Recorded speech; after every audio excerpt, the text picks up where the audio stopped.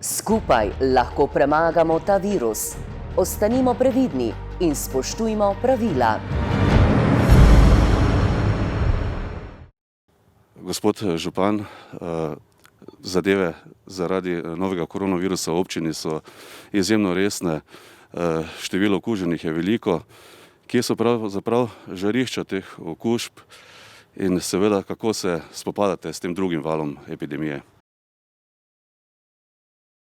Ja, zdaj, kar zadeva okužbe z koronavirusom, je treba reči, da smo v naši občini res lahko zaskrbljeni. O žariščih je po mojem v tem trenutku sicer zelo težko govoriti, ker izgleda, da so okužbe nekako razpršene, govori pa seveda to o tem, da ukrepov, ki so narekovani strani stroke, premalo resno jemljemo.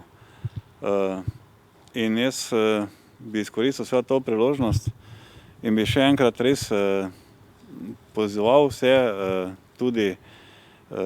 pravzaprav tudi izrekel prošnjo, da se res teh ukrepov, ki stroka predlaga, držimo. Zdaj jaz mislim, da ukrepi niso tako zahtevni, da se jih ne bi bilo možno držati, so relativno enostavni in če želimo, da se bodo stvari izvenele, potem je res treba to spoštovati. Zdaj bom pač še enkrat ponovil, ne gre seveda za to socialno distanco, ki jo je potrebno držati, gre za osebno higieno, gre za pravilno nošenje mask in gre nenazadnje tudi za spoštovanje omejitvenih ukrepov, ki jih pač narekuje vlada na podlagi stroke.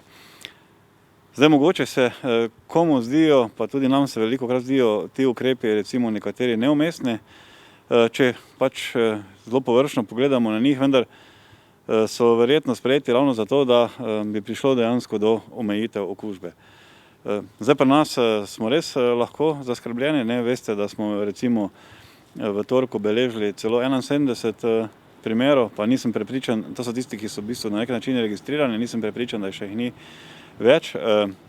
Nazadnje tudi ob vsem trudu, ki ga v domu upokojencev peljejo, jim je virus vdrl tudi v dom, tako da so tam dodatno stvari se zapletle in jaz upam, da bodo stvari vse obvladovali. So priznanje še enkrat vsem, ki tam delajo in pa tudi zdravstvenim delavcem in vsem, ki se pravzaprav trudijo, vendar če želimo, da bo njihov trud uspešen, moramo vsi še enkrat, poudarjam, pomagati. In če se zdaj vrnem vse to razmišljanje o ukrepih, veste, zdaj pač ni več po mojem čas, glede na situacijo, za neko razpravo, za neko parlamentiranje, ali so ukrepi upravičeni ali pa ne, ampak je stvar v tem, da se jih je preprosto treba spoštovati, torej ni stvar več debate, ampak stvar je, da se teh ukrepov držimo. Samo na to je način, da bomo vsi skupaj, tudi v smislu neke solidarnosti, uspeli zajeziti to širjenje okužb in to seveda pomeni, da bodo lahko, vse to velja za celotno Slovenijo, pa tudi za naše območje, da bodo lahko se ukrepi prej sproščali, prej ko bo zadeva zajezena in bomo lahko na nek način postopno prej prešli v neko normalno življenje. Jaz seveda razumem in verjamem, da ni enostavno biti v omejitvah, razumem mlade, razumem tudi vse druge, vendar ni druge. V tem trenutku pač po moji oceni ni druge, ni debate o ukrepih, treba je pač ukrepe spoštovati in potem bomo lahko imeli kasneje debate, ko bodo stvari pač za nami. Ker če ne bomo tega naredili, potem se jaz bojim, da bojo ti ukrepi ostali tudi čez praznike, božične, novoletne, verjetno pa si vsi želimo, da bi takrat pravzaprav bilo čim manj te okužbe prisotne, da je lahko bilo življenje čim bolj normalno, čeprav se omejitve bojo sigurno še vedno veljale. Torej, še enkrat ponavljam to, danes več, glede na stanje, v katerem se pač smo znašli, ni časa za debatiranje o tem, ali je neka stvar upravičena ali pa ne, ampak jo je treba preprosto sprejeti, zdržati ta čas, upoštevati to, da je treba biti solidaren z vsemi drugimi, da gre za neko sožitje, za neko sobivanje in samo skupaj v bistvu lahko pridemo do tega, da bo življenje v prihodnje pač bolj normalno. Jaz sem prepričan, da lahko to dejansko speljemo, tako kot smo speljali pa nazi številne druge stvari, čeprav vem, da ni enostavno, da je zahtevno, vendar toliko optimisti pa moramo biti, da je to možno, vendar še enkrat ponavljam. Čeprav mogoče se že ponavljam, ne, ampak še enkrat, ker prejšnji apeli tudi očitno niso zalegli, ne, pa se ne govorim samo o teh mojih, ampak gre predvsem za prenos pravzaprav tistega, kar govori stroka. Glejte, treba je pač preprosto spoštovati te osnovne ukrepe in potem lahko pričakujemo, da bo v prihodnje življenje normalno steklo. Omenili ste dom starejših, kako pa te zahtevne razmere obvladujejo v zdravstvenem domu Slovenska Bistrica? Ja, zdaj prave podatke vam lahko dajo seveda tam, ne, za enkrat, kar se zdravstvenega doma tiče, po podatkih, ki jih imamo, imajo stvari pod kontrolo.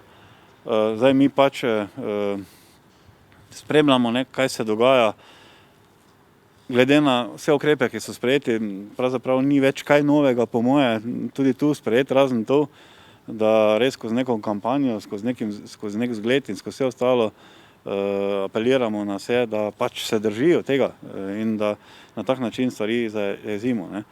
V naših okoljih smo se vedno znali spopasti z različnimi naravnimi nesrečami, samo glede na neko vrsto nesreče očitno je pa ta stvar bistveno bolj zahtevna, ne.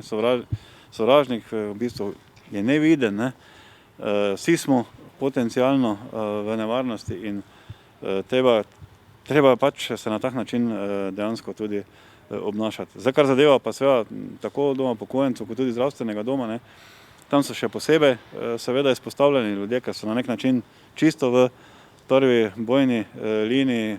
Jaz še enkrat seveda izrekam tudi vsem res priznanje za sodelo, ki ga opravijo, ni enostavno, ne, pa tudi vseh drugih, ki so prisotni, ne, tudi prostovoljce imamo in vsi ostali, ne, ki pa pač nismo, ki pa smo takoj za to prvo linijo, je pa na nas, je naša naloga v končni fazi, ne, je naša dolžnost, če hočete, ne, da upoštevamo torej vse to, kar je narekovano, torej vse te ukrepe in s tem tudi pomagamo zdravstvenim delavcem, da bodo lažje lahko nekako prepeljali